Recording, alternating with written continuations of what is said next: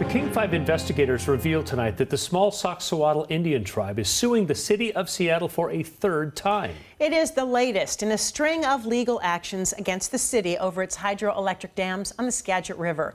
As Susanna Frame reports in her series, Skagit, River of Light and Loss, the tribe accuses City Light of violating the civil rights of not only its members, but also salmon.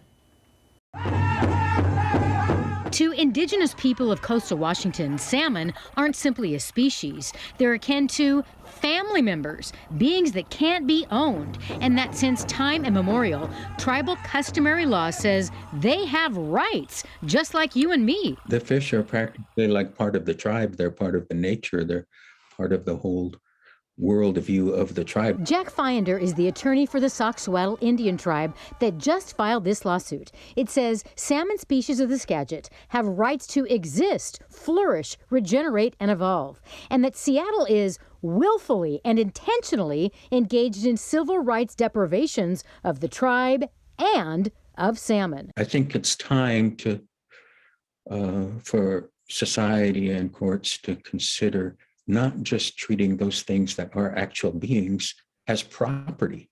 You know, they are living things. The controversy centers on the 3 dams Seattle owns on the Skagit to produce electricity for the city. They sit in the middle of the river and do not have any infrastructure to allow fish to get above or below them, blocking off miles of habitat.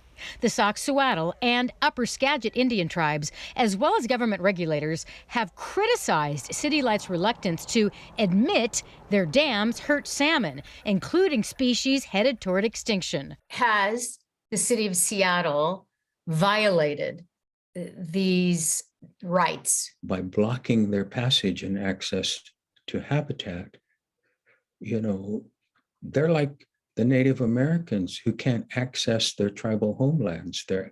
They want to go home. That's why they migrate upstream, and they're being denied that. What we're talking about is a new emerging field of environmental law, which recognizes civil rights type protections for nature and ecosystem.